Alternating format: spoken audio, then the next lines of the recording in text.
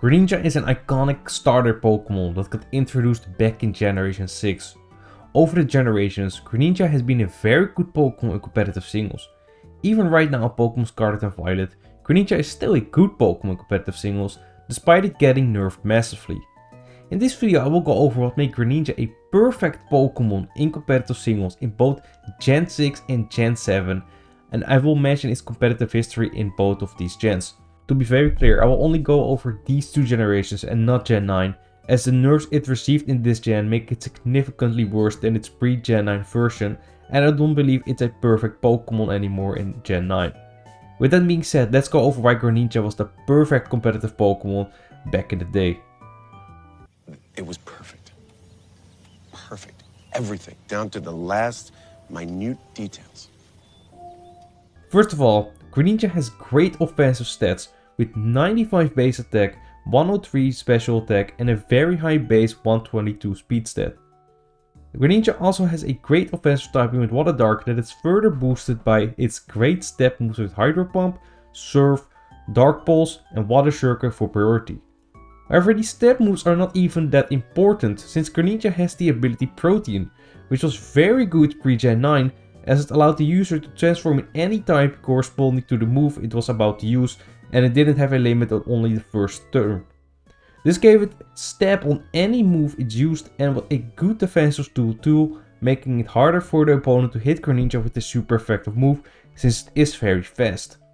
Greninja was so good with Protean that it actually got banned from the Gen 6 overuse tier to the Ubers tier. Greninja's speed in combination with respectable offenses and Protean made it very hard to switch into a revenge kill. Greninja's amazing coverage allowed it to basically 1-hit KO or 2-hit KO the majority of the metagame.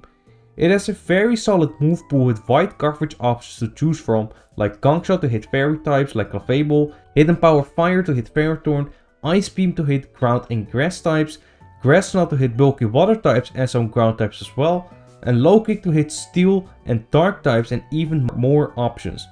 The only thing that was bad about Greninja was the fact that it could only use 4 moves. Greninja got outbanned in Gen 7 and as a result was a meta-defining Pokémon in Gen 7 overused. First of all, Greninja's Protean set was still very good, though not ban-worthy anymore.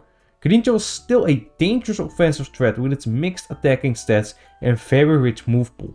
Aside from that, Protean made it a super versatile Pokémon in Gen 7. Greninja could do a lot and it do it well.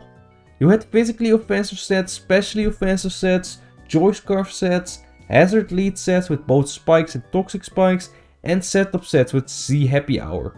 Greninja was still a very big threat with Protean, but in Gen 7 there was just more stuff to keep it in check compared to Gen 6. Greninja's success does not stop there. Greninja got access to an all new exclusive ability, Battle Bond. Battle Bond allowed Greninja to transform into Ash Greninja upon gaining a kill. Ash Greninja was one of the top threats in Gen 7 overused, and I would say a top 3 Pokémon in the tier overall, behind Landorus and Magearna. Ash Greninja transformed Greninja to an amazing offensive Pokémon with a higher special attack stat than Pokémon like Kyogre and a higher speed stat than Mewtwo. Ash Greninja had a base attack stat of 145, a special attack stat of 153 and a very high speed stat of 132, which made it faster than Tapu Koko and many other Pokémon in the tier.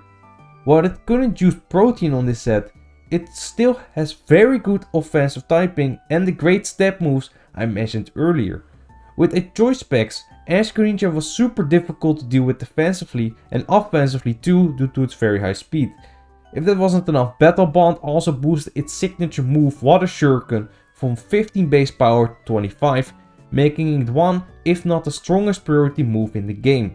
It would also commonly use spikes on this set to wear down walls like Chansey and Toxapex over the course of the game, making it one of the best offensive spikers in the metagame.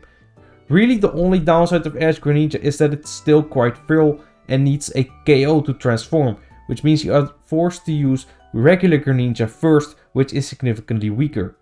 Unfortunately, Greninja is not the powerhouse it once was in Gen 9 due to Protean and Battle Bond receiving a heavy nerf, and Battle Bond is also not even in the game yet. Right now Greninja is very close to falling out of the Gen 9 overuse tier to the UU tier, which says a lot about how impactful the nerfs are. Also, another water starter in Teleon just returned to Gen 9. Check out my video on that to find out how that Pokemon will perform in competitive singles if you haven't already, and let me know your thoughts about Greninja. Thanks for watching, see you next time.